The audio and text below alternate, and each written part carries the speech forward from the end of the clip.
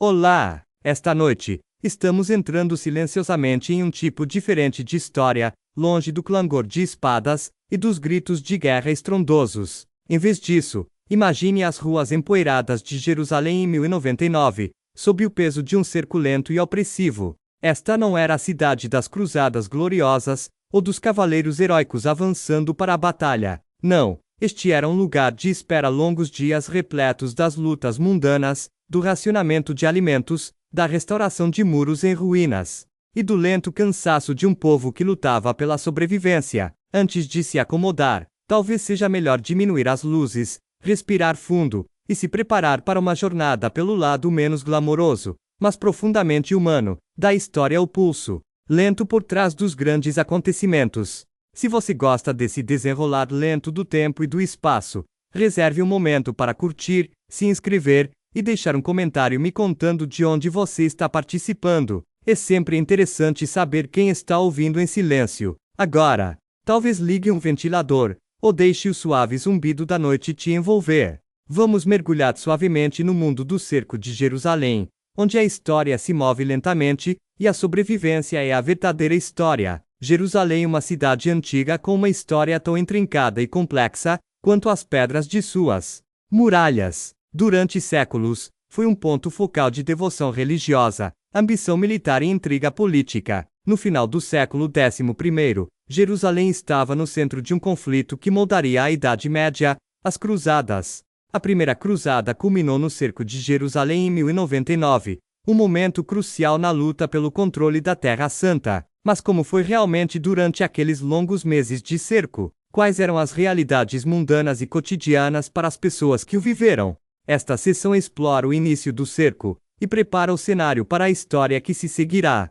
Você, como ouvinte, pode imaginar uma grande batalha repleta de cavaleiros heróicos e confrontos dramáticos. No entanto, a realidade era muito mais prosaica, marcada por meses de espera tediosa, o racionamento cuidadoso de alimentos, o medo constante de doenças e as sutis manobras de sobrevivência. Antes mesmo da chegada dos cruzados, Jerusalém era uma cidade com demografia complexa, um lugar onde muçulmanos, cristãos e judeus viviam, muitas vezes com desconforto, sob o domínio fatímida. As fortificações da cidade eram antigas e, um tanto deterioradas, suas muralhas haviam testemunhado séculos de guerras e reconstruções. Os cruzados chegaram após uma longa e exaustiva jornada pela Europa e pelo Levante. Seu exército não era uma força profissional disciplinada, mas sim uma coxa de retalhos de cavaleiros, camponeses e peregrinos, movidos por uma mistura de fé, desespero e promessa de terras e riquezas.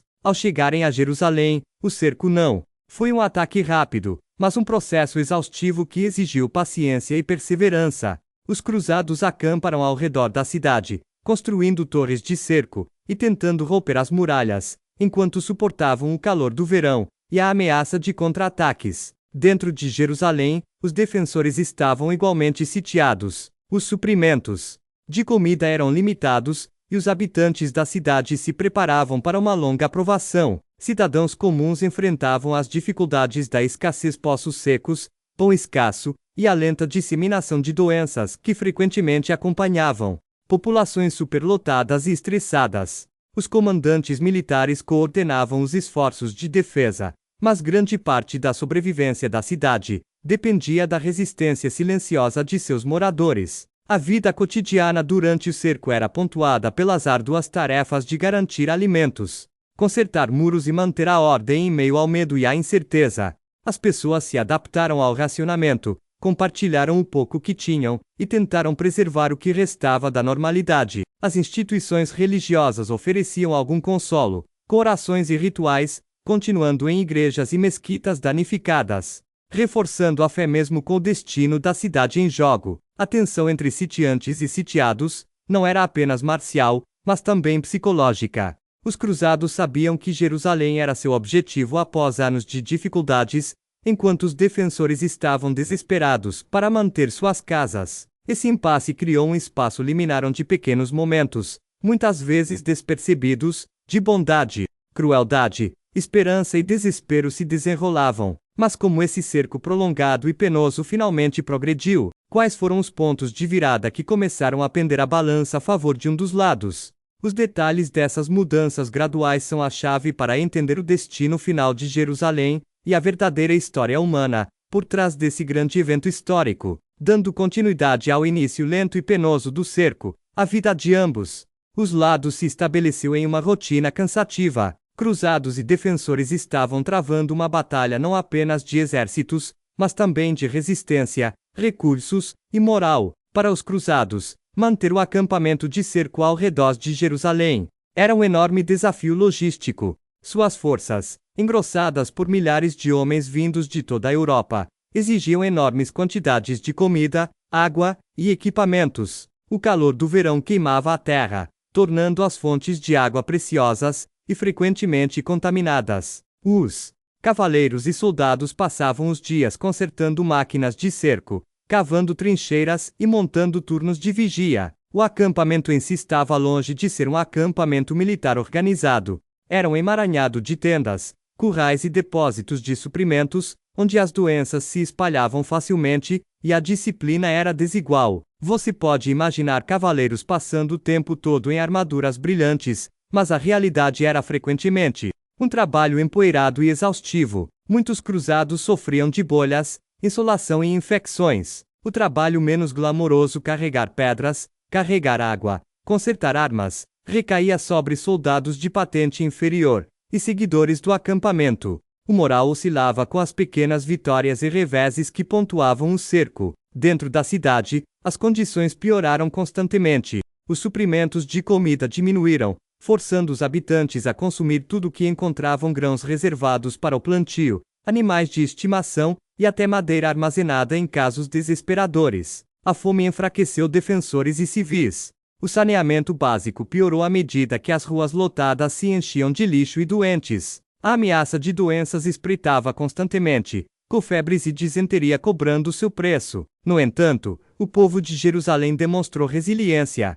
Padeiros continuaram a produzir pequenos pães grosseiros, ferreiros realizaram reparos em armas e armaduras, e líderes religiosos mantiveram cultos de oração, buscando proteção divina. Os defensores organizaram patrulhas ao longo das muralhas, para repelir os batedores cruzados e proteger pontos vulneráveis. Mulheres, crianças e idosos foram abrigados da melhor forma possível, muitas vezes transferidos para as partes mais internas da cidade. Um dos aspectos mais reveladores do cerco foi o racionamento cuidadoso e a negociação entre os defensores da cidade. Os líderes pesavam cada pedaço de comida, decidindo quem poderia ser enviado para fora dos muros em busca de alimento, e quais suprimentos reservar para soldados em vez de civis. A tensão entre a necessidade militar e a compaixão humana se manifestava diariamente. Do lado dos cruzados, a impaciência aumentou. Meses se passaram sem muito progresso. Suas torres de cerco foram danificadas por flechas e óleo fervente dos defensores, enquanto as tentativas de escalar as muralhas encontraram forte resistência. Os suprimentos da Europa demoravam a chegar, e disputas internas entre comandantes complicavam os esforços. Mas houve mudanças sutis. Os cruzados aprenderam mais sobre a configuração e as fraquezas da cidade. Exploraram as divisões internas entre os habitantes de Jerusalém, usando promessas de misericórdia e aliança para incentivar deserções. Também buscaram reforços de estados cruzados vizinhos, consolidando suas forças. Os defensores também enfrentaram escolhas difíceis. Alguns defendiam a negociação, enquanto outros insistiam em manter a cidade a todo custo. Os líderes muçulmanos e cristãos da cidade debateram o melhor caminho, cientes de que a rendição poderia significar massacre, mas a resistência contínua ameaçava a destruição total. Essa tensão culminou em uma série de pequenas escaramuças e ataques intensos, testando a determinação e a força de cada lado. O cerco deixou de ser apenas um jogo de espera, tornou-se uma partida de xadrez mortal, onde paciência, estratégia e pura força de vontade eram tão importantes quanto espadas e flechas. Então, que pressões finais levaram o cerco ao seu clímax? Como os cruzados conseguiram romper a barreira após um esforço tão extenuante e prolongado? As respostas residem não apenas nas batalhas, mas também nas histórias humanas de exaustão, esperança e cálculo desesperado. Após meses de guerra de cerco extenuante, marcada pelo cansaço e pequenas manobras táticas, O cerco de Jerusalém atingiu seu ponto de virada em julho de 1099. Os cruzados, exaustos, mas resolutos, finalmente encontraram um momento de oportunidade em meio aos defensores exaustos. O avanço decisivo ocorreu em grande parte devido a uma combinação de fatores: a persistência dos cruzados na construção de torres de cerco, a pressão interna sobre os defensores de Jerusalém, e o surgimento fortuito de reforços e suprimentos para as forças cruzadas. Os sitiantes construíram grandes torres de madeira, cobertas com peles protetoras para resistir ao fogo, o que permitiu que seus arqueiros se aproximassem das muralhas e derrotassem os defensores. Uma dessas torres foi finalmente empurrada contra as muralhas perto do setor nordeste da cidade, proporcionando aos cruzados um ponto de apoio para escalar. Em Jerusalém, anos de escassez de suprimentos, calor e doenças corroeram a capacidade de resistência dos defensores. A defesa, antes coesa, fraturou-se sob pressão. Em particular, as muralhas perto do portão de Santo Estevão tornaram-se um ponto focal crítico. Os cruzados exploraram esse ponto fraco, forçando a passagem após combates brutais e sangrentos. À medida que os cruzados invadiam a cidade, a luta tornou-se feroz e caótica. Para os moradores, a queda de Jerusalém foi catastrófica. Relatos da época relatam massacres generalizados, especialmente contra moradores muçulmanos e judeus, embora os relatos históricos variem bastante e frequentemente reflitam as perspectivas dos vencedores. As ruas, antes repletas de padeiros, artesãos e comerciantes, tornaram-se cenários de destruição e medo. No entanto, por trás da violência, a conclusão do cerco também trouxe surpreendentes atos de sobrevivência e resiliência. Alguns civis conseguiram fugir ou se abrigar em igrejas. Líderes religiosos tentaram mediar e salvar vidas, sempre que possível. Os próprios cruzados, exaustos e traumatizados pela longa campanha, buscaram estabelecer o controle e a ordem em meio às ruínas. As consequências remodelaram a sociedade de Jerusalém. Os cruzados estabeleceram o reino de Jerusalém, trazendo novos governantes e colonos, que iniciaram um lento processo de reconstrução e administração. No entanto, a memória das dificuldades do cerco permaneceu viva nas histórias transmitidas. De geração em geração, contos de resistência em meio à escassez, os sacrifícios diários de defensores e civis, e o complexo custo humano de uma cidade transformada para sempre. Olhando para trás, o cerco de Jerusalém nos lembra não apenas de exércitos em conflito e grandes ambições políticas, mas também das realidades mais silenciosas e sombrias da sobrevivência sob cerco. Nos força a refletir sobre como as pessoas comuns se adaptam quando presas nas engrenagens da história, como sua resiliência molda os resultados, tanto quanto as espadas dos cavaleiros.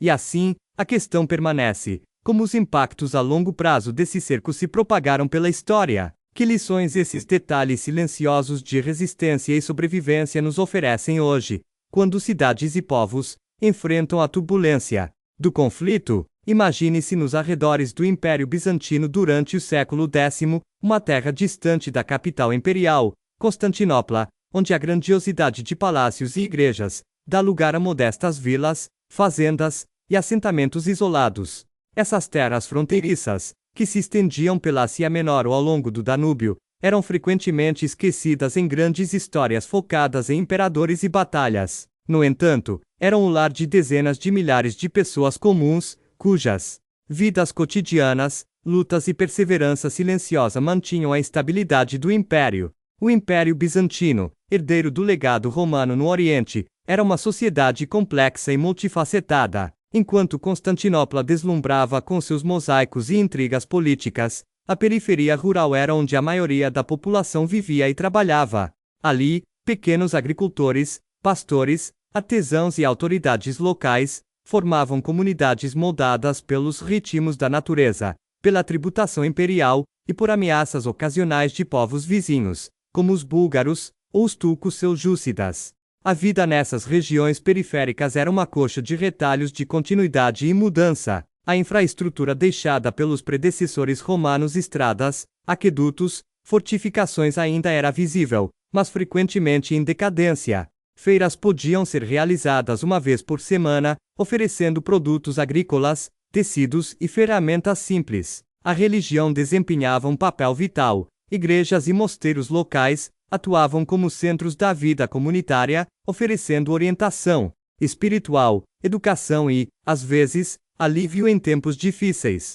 Era de se esperar que a vida ali fosse tranquila, mas a realidade era uma série de desafios sutis. Os agricultores precisavam equilibrar os ciclos das colheitas com a ameaça de invasões ou invernos rigorosos. Coletores de impostos chegavam periodicamente para cobrar suas dívidas em nome do império, às vezes levando famílias à beira do abismo. Autoridades locais tentavam fazer cumprir a lei imperial, enquanto mediavam disputas entre os aldeões, com sua autoridade respeitada, mas sempre limitada pela distância de Constantinopla. As rotinas diárias giravam em torno da sobrevivência e de uma modesta prosperidade. As mulheres cuidavam das tarefas domésticas, fiar lã, preparar comida, cuidar da horta, enquanto os homens trabalhavam nos campos, ou serviam como milícia em caso de perigo. As crianças aprendiam habilidades com os pais e sacerdotes locais, preparando-se gradualmente para assumir responsabilidades adultas.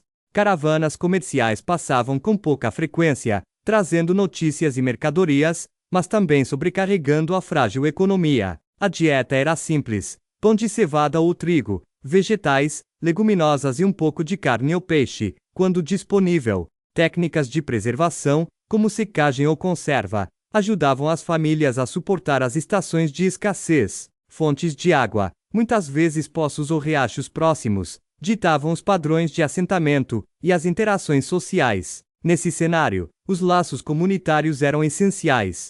Festivais marcavam o calendário religioso, trazendo alívio temporário do trabalho árduo e reforçando a identidade compartilhada. Histórias e tradições orais preservavam a história e os valores locais, criando um sentimento de pertencimento que transcendia as dificuldades.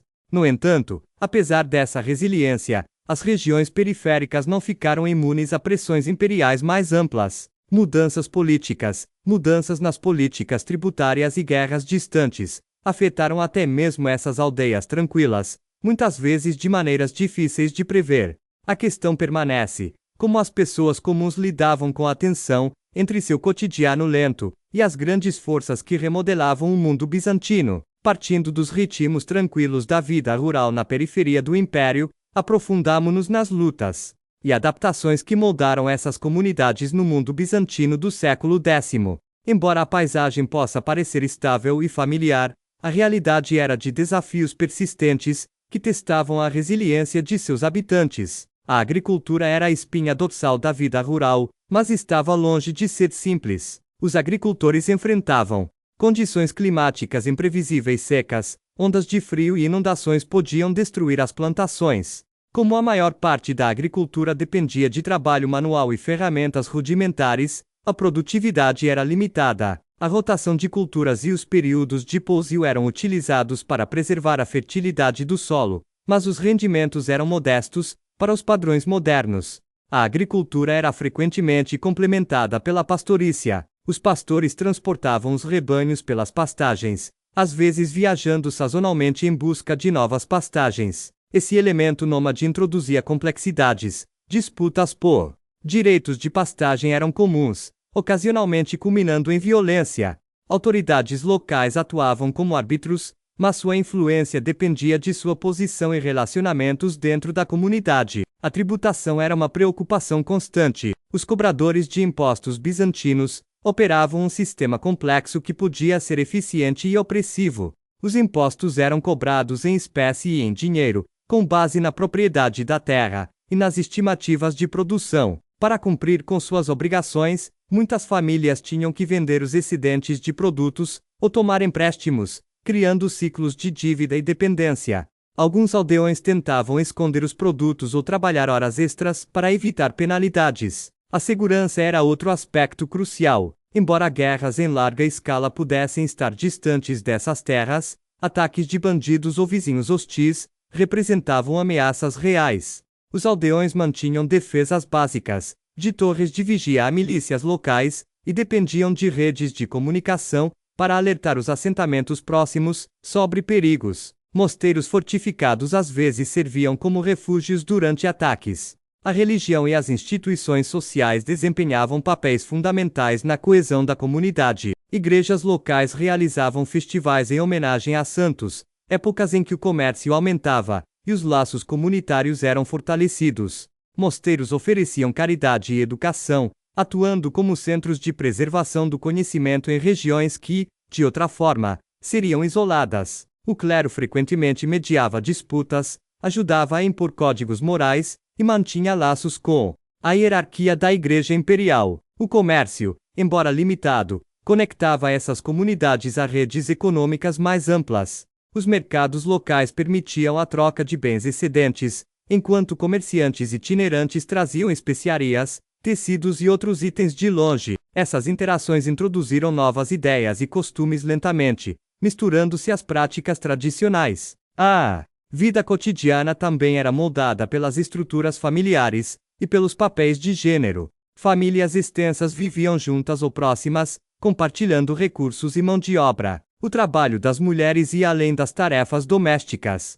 Elas participavam de tarefas agrícolas, da produção têxtil e do comércio local. A educação era informal, mas prática, com foco nas habilidades necessárias à sobrevivência. Apesar das dificuldades, prevalecia um senso de ordem e continuidade. Os ciclos sazonais forneciam uma estrutura previsível. Costumes e leis, embora às vezes aplicados de forma desigual, criavam um ambiente social estável. As pessoas desenvolveram mecanismos de enfrentamento, da fé religiosa ao trabalho comunitário, que as ajudavam a suportar as dificuldades. Mas esse delicado equilíbrio não era garantido. Pressões externas, desde reformas tributárias imperiais, campanhas militares ou mudanças em alianças políticas, podiam perturbar a vida repentinamente. Como essas comunidades conseguiram se sustentar em meio a tais incertezas? E o que aconteceu quando a estabilidade do mundo bizantino em geral vacilou? Ao chegarmos à conclusão desta história silenciosa, porém significativa, consideremos como essas comunidades bizantinas periféricas lidaram com as lentas correntes de mudança e convulsão que assolaram suas vidas. O século X foi uma época em que o Império experimentou tanto um renascimento quanto novos desafios, e suas fronteiras sentiram intensamente essas mudanças. A centralização gradual da autoridade imperial alcançou até mesmo aldeias remotas. Reformas tributárias com o objetivo de aumentar a receita às vezes pressionavam as economias locais, empurrando as famílias para maiores dificuldades. No entanto, o Império também investiu em fortificações e manutenção de estradas, buscando proteger a fronteira e melhorar as comunicações. Esses esforços, embora limitados, ofereciam alguma proteção e um senso de conexão com a capital distante. De muitas maneiras, a resiliência dessas comunidades residia em sua adaptabilidade. Os aldeões incorporaram novas culturas e técnicas agrícolas introduzidas por mercadores viajantes ou soldados retornados. Eles mesclaram tradições locais com práticas imperiais, moldando um mosaico cultural único. Os mosteiros expandiram suas funções, tornando-se não apenas centros espirituais, mas também polos de educação e atividade econômica. O tecido social permaneceu firmemente entrelaçado. Redes de parentesco forneciam ajuda mútua durante períodos de fome ou invasões, enquanto festivais e rituais religiosos reforçavam a identidade comunitária. Histórias orais preservavam o conhecimento das dificuldades e vitórias do passado, criando uma narrativa compartilhada, que dava sentido à sua perseverança. No entanto, essas fronteiras nunca foram estáticas. O avanço dos turcos seljúcidas nos séculos seguintes traria novos desafios, eventualmente remodelando a demografia e o cenário político da região. Mas o legado dessas comunidades bizantinas na fronteira perdurou, influenciando os padrões culturais e sociais dos estados sucessores. Para você, ouvinte, essas histórias de resistência lenta e constante podem parecer menos dramáticas do que contos de conquista ou construção de impérios. No entanto, elas revelam como a história é feita não apenas por governantes e exércitos, mas pela persistência silenciosa de pessoas comuns, agricultores, artesãos, famílias cujo cotidiano sustentou a sobrevivência do império. Refletir sobre a experiência deles levanta questões mais amplas, como as sociedades mantêm a coesão diante de pressões externas e mudanças internas. Que lições essas histórias em pequena escala oferecem para a compreensão da resiliência hoje, e como nossas próprias comunidades podem extrair força dos atos cotidianos de resistência que a história frequentemente ignora? Imagine-se caminhando pelas movimentadas cidades da antiga Mesopotâmia Uruk ou Babilônia, por volta de 3000 a. Código. Zigurates imponentes dominam o horizonte. Mercados fervilham de mercadores e escribas. Registram leis e ofícios em tábuas de argila. Mas, por trás da grandiosa arquitetura e dos decretos reais, encontra-se o trabalho de inúmeros artesãos, oleiros, tecelões, metalúrgicos e carpinteiros, cujas mãos firmes moldaram a cultura material que sustentou essas civilizações primitivas. Esses artesãos raramente aparecem em grandes histórias, mas seu trabalho era essencial. Sem suas habilidades, a sociedade mesopotâmica não poderia ter construído templos, produzido bens para o comércio, ou mantido a vida cotidiana.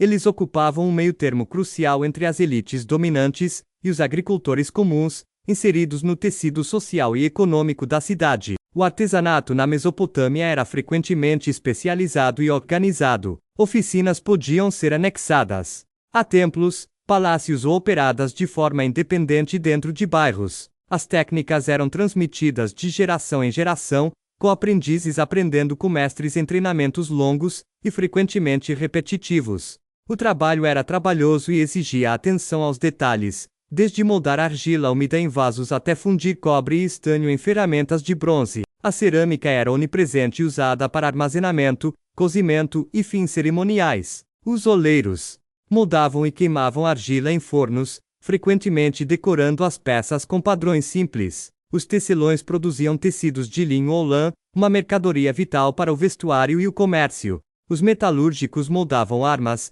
ferramentas e itens ornamentais, mesclando seu ofício à função e à arte. A vida de artesão não era fácil. Os materiais podiam ser caros ou escassos, exigindo engenhosidade. Os mercados flutuavam com a instabilidade política e as rotas comerciais, afetando a demanda. Os artesãos também estavam sujeitos a regulamentações estaduais, impostos e, às vezes, a exigências de trabalho forçado durante grandes projetos de construção. Apesar desses desafios, o artesanato oferecia certa estabilidade e identidade social. Muitos artesãos formavam grupos semelhantes a guildas que protegiam segredos comerciais, gerenciavam a qualidade e negociavam com as autoridades. Seu trabalho conectava a base agrícola com a elite urbana, facilitando o fluxo de mercadorias e ideias. As rotinas diárias giravam em torno de tarefas repetitivas: amassar argila, fiar fibras, martelar metal, pontuadas por momentos de orgulho quando produtos acabados encontravam compradores ou eram consagrados em templos. Suas histórias, embora silenciosas em grandes narrativas, revelam o esforço e a habilidade humana por trás do início da civilização, o que levou esses artesãos a perseverar em meio a longas jornadas e recompensas incertas.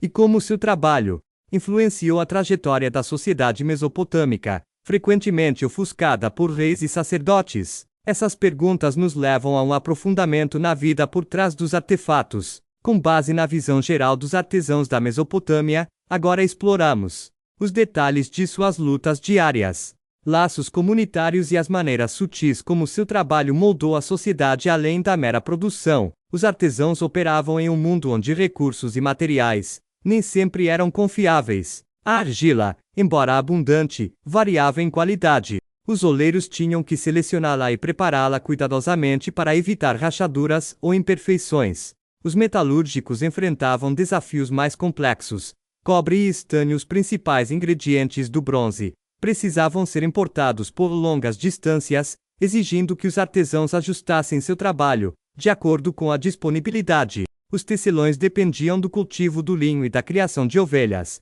sendo vulneráveis às flutuações climáticas e comerciais. O ambiente da oficina era frequentemente lotado e barulhento. Os aprendizes aprendiam por meio de tarefas repetitivas: sovar, moldar, queimar ou martelar, desenvolvendo memória muscular e precisão ao longo de meses e anos. Erros podiam significar desperdício de materiais ou punição, tornando a paciência uma virtude essencial. Os mestres monitoravam a qualidade de perto, pois produtos mal feitos podiam prejudicar a reputação ou reduzir a renda. Além da tecnologia, os artesãos faziam parte de redes sociais. Muitos pertenciam a grupos familiares extensos ou associações de bairro que reuniam recursos e compartilhavam conhecimento. Essas comunidades forneciam ajuda mútua em tempos de doença, fome ou instabilidade política. A cooperação se estendia ao comércio, onde sistemas de troca e crédito conectavam artesãos a agricultores, comerciantes e funcionários de templos. Impostos e obrigações trabalhistas impostos pelo Estado ou pelas autoridades dos templos moldavam grande parte de sua realidade econômica. Durante grandes projetos de construção, como a construção de zigurates ou muralhas, artesãos podiam ser recrutados para trabalhos forçados, desviando-os de suas próprias oficinas. Essas exigências, embora onerosas, também ofereciam oportunidades de prestígio e renda estável, quando alinhadas a encomendas religiosas ou reais. A relação entre artesãos e religião era particularmente significativa. Muitos artefatos, vasos de cerâmica, tecidos, ferramentas de metal eram criados para rituais ou oferendas em templos. Essa dimensão religiosa acrescentava significado e status social ao seu trabalho. Alguns artesãos talvez ocupassem cargos nas hierarquias dos templos, combinando habilidades artesanais com responsabilidades espirituais. O comércio ligava esses artesãos a regiões distantes. Produtos acabados viajavam por rios e rotas de caravanas, introduzindo estilos e técnicas mesopotâmicas em todo o antigo Oriente Próximo. Essa troca fomentou a inovação e a adaptação, à medida que os artesãos incorporavam novos materiais e motivos. Apesar de suas contribuições essenciais, os artesãos frequentemente viviam vidas modestas. Seu trabalho era repetitivo e, às vezes, subestimado pelas elites. No entanto, sua resistência e habilidade lançaram as bases para a complexidade econômica e a riqueza cultural que definiram a civilização mesopotâmica. Que motivações internas e pressões externas sustentaram esses artesãos ao longo de séculos de trabalho? Como suas comunidades evoluíram à medida que impérios ascendiam e decaíam ao seu redor? Essas questões nos preparam para um olhar atento ao ápice de seu papel na história. Ao concluirmos nossa exploração dos artesãos da antiga Mesopotâmia, é importante reconhecer o legado duradouro de seu trabalho e as maneiras sutis como eles moldaram a história além dos monumentos e textos. Embora reis, sacerdotes e generais dominem os registros históricos, os produtos e as inovações desses artesãos sustentaram a vida cotidiana e a construção de impérios. Suas cerâmicas armazenavam grãos e água essenciais à sobrevivência. Seus tecidos vestiam populações e simbolizavam status e identidade. Suas ferramentas e armas de metal possibilitaram a agricultura, a construção e a defesa, literalmente moldando o mundo físico. Ao longo dos séculos, o conhecimento desses artesãos foi transmitido de geração em geração, evoluindo à medida que novas técnicas surgiam e influências externas chegavam. Por exemplo, a introdução da roda de oleiro revolucionou a produção de cerâmica, aumentando a eficiência e padronizando as formas. Da mesma forma, os avanços na metalurgia permitiram a criação de instrumentos de bronze mais resistentes e diversificados. A organização da produção artesanal também influenciou as estruturas sociais. Grupos semelhantes a guildas e oficinas familiares fomentaram um senso de identidade e apoio mútuo, precursores de instituições econômicas mais formalizadas em civilizações posteriores. Essas redes ajudaram a manter a estabilidade em tempos de turbulência política, oferecendo continuidade em meio à mudança. Além disso, a interação dos artesãos com os templos e o Estado conectava a cultura material ao poder espiritual e político. Objetos criados para uso ritual reforçavam a autoridade das elites religiosas e reais, mas também conferiam aos artesãos papéis sociais que iam além de meros trabalhadores. De muitas maneiras, as mãos silenciosas desses artesãos esquecidos são os fios que tecem o tecido da civilização mesopotâmica. Suas histórias nos lembram que a história não é apenas o relato de grandes eventos, mas também o acúmulo de inúmeros atos de habilidade, persistência e criatividade de pessoas comuns. Refletir sobre suas vidas levanta questões sobre como valorizamos o trabalho e o artesanato hoje. Como essas tarefas aparentemente mundanas contribuem para a identidade cultural e a resiliência social, o que sua persistência ao longo de milênios pode nos ensinar sobre a importância do trabalho cotidiano na construção da história humana. Imagine a vasta extensão da Rota da Seda, estendendo-se por milhares de quilômetros pela Ásia, desde os movimentados mercados de Chang'an, na China, até os empoeirados caravansarais, perto de Antioquia. A Rota da Seda é frequentemente imaginada como um grande palco de mercadorias exóticas, comerciantes poderosos e exploradores ousados. Mas e quanto às vidas mais tranquilas e menos glamorosas dos inúmeros indivíduos que mantinham essa rede? Viva dia após dia! Esta sessão convida você a desacelerar e mergulhar nos ritmos de pequenos povoados, estações remotas e comunidades isoladas que pontilhavam a Rota da Seda. Esses lugares não eram centros de poder político ou riqueza, mas nós vitais onde comerciantes, pastores, agricultores e artesãos viviam e trabalhavam muitas vezes em ambientes difíceis, moldados por desertos, montanhas e vastas estepes. A Rota da Seda era menos uma estrada única, e mais uma complexa rede de rotas, que mudava conforme as estações, a estabilidade política e as necessidades locais. As caravanas se moviam lentamente, parando com frequência, para descansar os animais, trocar mercadorias ou negociar passagens seguras. Pontos de parada forneciam abrigo e suprimentos, administrados por famílias locais, que dependiam desse fluxo constante de viajantes para seu sustento. A vida nesses postos avançados era marcada pela simplicidade e resistência. A alimentação era frequentemente básica: grãos, carnes secas e frutas em conserva preparada com recursos limitados. A água era preciosa, proveniente de poços ou rios sazonais, moldando os padrões de assentamento. Os bens comerciais variavam de seda e especiarias a sal e gado, mas a sobrevivência cotidiana dependia de trocas muito mais mundanas: consertar carroças, cuidar de animais, compartilhar notícias. As pessoas aqui enfrentavam incertezas constantes: banditismo, clima rigoroso, doenças e turbulência política. Mesmo assim, desenvolveram estratégias de resiliência. Líderes de caravanas firmavam acordos com tribos locais para proteção.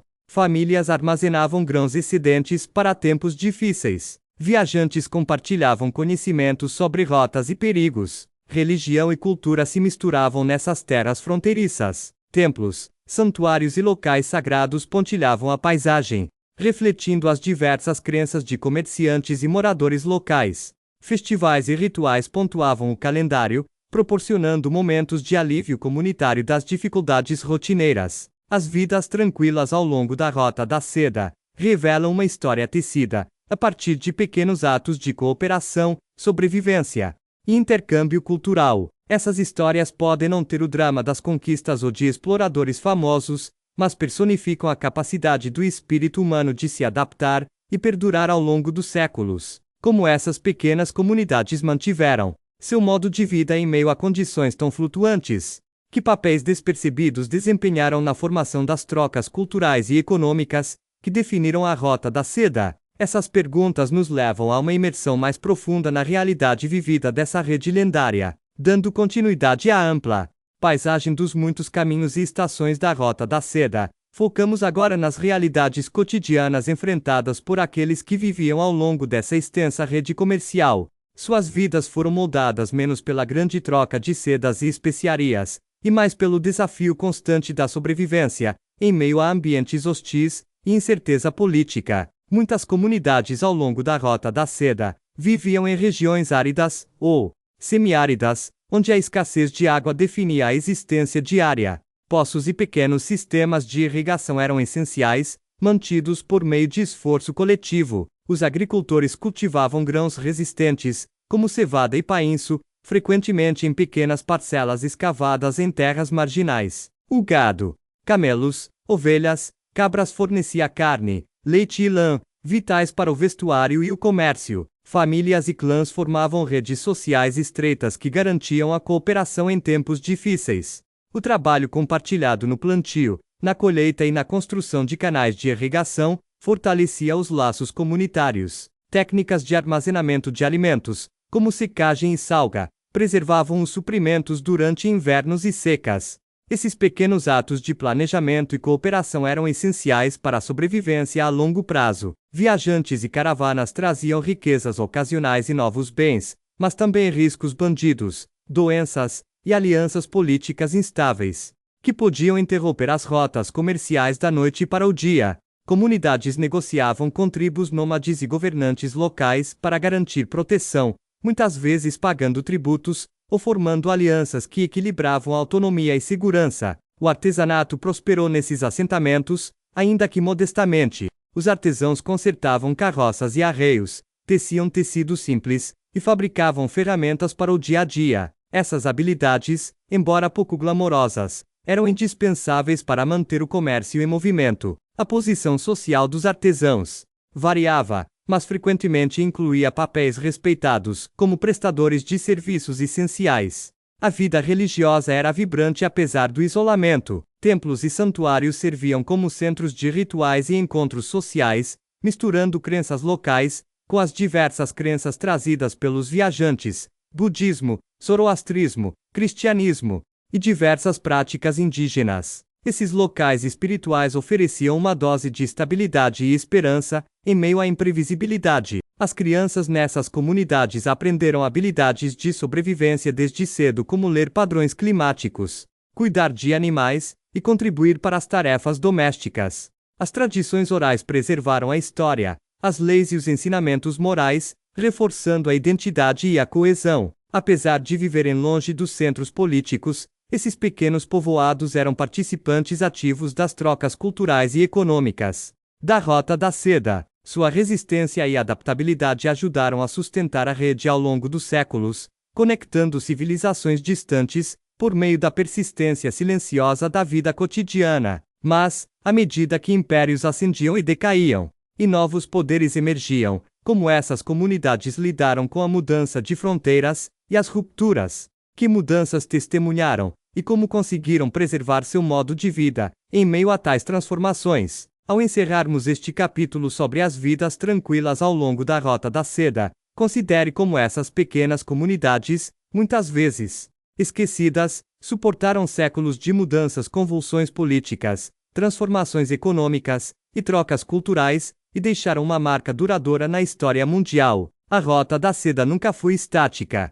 A ascensão e queda de impérios como o Taim, o Califado Abássida, o Império Mongol e, posteriormente, as dinastias Otomana e Ming remodelaram as rotas comerciais e a vida daqueles que delas dependiam. Muitos postos de parada enfrentaram abandono ou transformação à medida que as rotas mudavam, ou conflitos tornavam certas regiões inseguras. No entanto, essas comunidades demonstraram notável resiliência, adaptaram-se diversificando suas economias, dedicando-se à agricultura, à pecuária, ao artesanato local e ao comércio em pequena escala. Forjaram novas alianças e navegaram por cenários políticos em constante mudança com diplomacia pragmática. Culturalmente, a periferia da Rota da Seda era um caldeirão onde línguas, religiões e tradições se misturavam. Essas interações enriqueceram os costumes locais e contribuíram para a difusão de ideias e tecnologias da fabricação de papel e impressão,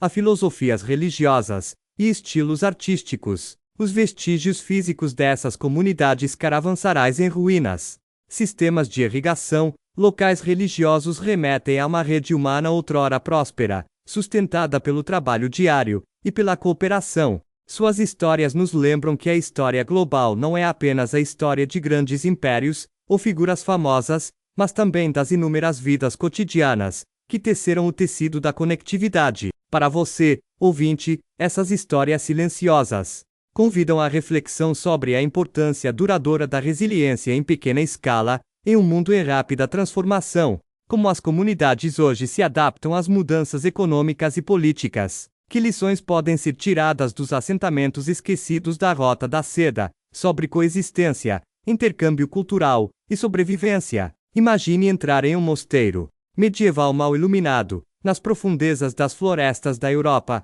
no século XII. Lá fora, o mundo é frequentemente turbulento, conflitos feudais, fomes e mudanças de alianças dominam a paisagem. Mas dentro dos muros do mosteiro, a vida se desenrola em um ritmo constante e deliberado, centrado na criação e preservação de manuscritos. Os monges dedicavam incontáveis horas no scriptorium, uma sala projetada especificamente para copiar textos. O trabalho era meticuloso e lento, envolvendo a preparação de pergaminhos, a partir de peles de animais, a moagem de tintas de minerais e plantas, e a inscrição cuidadosa de letras com penas. Esse trabalho repetitivo exigia concentração, paciência e uma disciplina quase meditativa. Longe do glamour das cortes reais ou da glória do campo de batalha, esse trabalho silencioso foi vital para preservar o conhecimento textos religiosos, literatura clássica, tratados científicos e códigos legais que poderiam ter sido perdidos durante os séculos caóticos. Após a queda de Roma, os monges eram frequentemente homens altamente educados, habilidosos não apenas em latim, mas também em grego, hebraico ou árabe, dependendo das conexões com o mosteiro. Seu trabalho preservava não apenas palavras, mas universos inteiros de pensamento, filosofia e cultura, atuando como uma ponte entre civilizações antigas e a emergente sociedade medieval. A vida cotidiana era regida por uma rotina rigorosa. Orações pontuavam o dia, as refeições eram simples, e as distrações, mínimas. O scriptorium era um local de trabalho e devoção, onde o ato de copiar textos era visto como um exercício espiritual. As realidades físicas eram exigentes. O pergaminho era caro e precisava ser manuseado com cuidado. Erros podiam arruinar uma página inteira. A iluminura, a adição de letras e ilustrações decorativas acrescentava outra camada de habilidade artística e tempo. Os monges trabalhavam com ferramentas simples, mas buscavam precisão e beleza. No entanto, essa rotina aparentemente monótona tinha um significado profundo. Manuscritos criados em mosteiros formavam a espinha dorsal da educação e da vida religiosa em toda a Europa medieval. Eles também possibilitavam a transmissão de ideias que mais tarde impulsionariam o renascimento intelectual. Mas como essas comunidades mantiveram tanto foco e comprometimento, diante da turbulência externa, que tensões existiam entre a devoção espiritual e os desafios práticos da produção de manuscritos? Essas questões nos convidam a mergulhar mais profundamente no mundo por trás dos manuscritos. Partindo do mundo calmo e cuidadoso do scriptorium, nos aprofundamos nos desafios enfrentados pelos monges e nos rituais que estruturavam seu trabalho manuscrito. Durante a Idade Média, o processo de produção de manuscritos era meticuloso e exigente. Preparar o pergaminho por si só era uma tarefa demorada, envolvia limpar, esticar e alisar peles de animais, para criar uma superfície adequada para a escrita. A qualidade variava, e imperfeições podiam causar frustrações, exigindo que os monges desenvolvessem técnicas para contornar manchas ou buracos. A tinta era produzida a partir de uma variedade de fontes: galha de carvalho, fuligem e extratos de plantas misturadas com água e goma arábica, para criar um meio estável. A preparação e a mistura eram frequentemente feitas pelos próprios monges, o que acrescentava uma camada extra de trabalho. As penas eram cuidadosamente aparadas e afiadas para garantir a precisão, e erros de escrita eram difíceis de corrigir, às vezes forçando a criação de páginas inteiramente novas. O ato de copiar não era meramente mecânico, estava entrelaçado com a devoção religiosa. Os monges recitavam orações e salmos enquanto trabalhavam, acreditando que seu trabalho era uma forma de adoração e serviço a Deus. A repetição de letras e palavras tornou-se meditativa, um ritmo espiritual que unia a mão e a mente. A iluminura, o embelezamento de manuscritos com ilustrações coloridas, folhas de ouro e iniciais ornamentadas, exigia a colaboração de artistas habilidosos. Essas decorações serviam não apenas a propósitos estéticos, mas também instrucionais, guiando os leitores através do texto. A criação dessas obras de arte exigia materiais adicionais, paciência e perícia, muitas vezes levando ao envolvimento de monges especializados, ou até mesmo de artistas leigos. A vida no mosteiro também impunha uma disciplina rigorosa. As horas de trabalho eram limitadas pelo ofício divino, o ciclo de orações diárias, e os monges conciliavam o trabalho com manuscritos com outras tarefas, como agricultura, culinária e ensino de noviços. O ambiente era tranquilo, porém rigoroso, enfatizando a humildade e o desapego às distrações mundanas. Os mosteiros variavam em tamanho e recursos, influenciando o volume e a qualidade de seus manuscritos. Alguns, como os de Cluny ou Monte Cassino, produziram extensas bibliotecas, que atraíam estudiosos e peregrinos. Outros serviam comunidades menores, mas ainda assim contribuíam para a preservação do conhecimento. Apesar desses esforços, Desafios se impunham: instabilidade política, ataques vikings e conflitos locais às vezes ameaçavam os mosteiros, colocando em risco a destruição de coleções preciosas. Dificuldades econômicas forçavam os mosteiros a limitar a produção, ou buscar patrocínio da nobreza e da hierarquia eclesiástica. A persistência da cópia de manuscritos ao longo dos séculos, apesar desses obstáculos, destaca a dedicação dos monges e a importância atribuída à preservação do conhecimento. Seu trabalho moldou o panorama intelectual da Europa, lançando as bases para as universidades e o eventual renascimento. Que conflitos surgiram entre o ideal monástico de reclusão e as exigências da produção de manuscritos? Como essas comunidades silenciosas influenciaram as correntes mais amplas da sociedade medieval? As respostas nos convidam a explorar o estágio final desta história. Ao concluirmos nossa jornada no mundo dos monges medievais e seus manuscritos, fica claro que o trabalho silencioso dessas comunidades religiosas teve impactos profundos e duradouros, tanto em sua própria época quanto nas gerações futuras. Apesar do isolamento dos centros de poder seculares, os mosteiros tornaram-se polos de preservação intelectual e transmissão cultural. Os manuscritos que eles copiaram meticulosamente foram os veículos pelos quais textos antigos sobreviveram ao turbulento início da Idade Média. Obras de filosofia clássica, tratados científicos e textos religiosos chegaram aos estudiosos medievais graças à cuidadosa administração desses monges. Esse legado foi além da mera preservação. Os scriptoria monásticos ajudaram a padronizar textos latinos,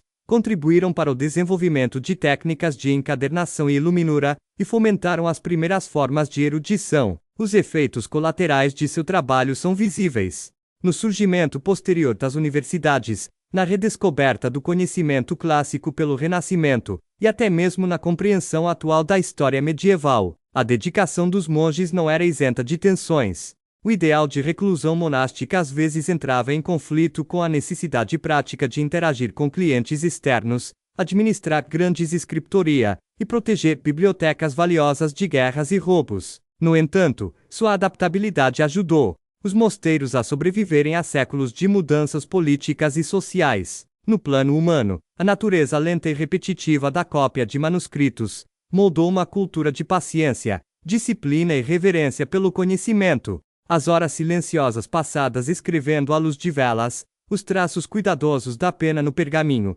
esses atos eram tanto um trabalho humilde quanto um dever sagrado. Para você que está ouvindo agora, a história desses monges oferece um lembrete silencioso. Conquistas monumentais muitas vezes se baseiam em inúmeros atos inesperados de perseverança e cuidado. Como podemos valorizar e preservar o conhecimento em nossa época? O que o compromisso monástico com a paciência e o detalhe pode nos ensinar em uma era de velocidade e distração?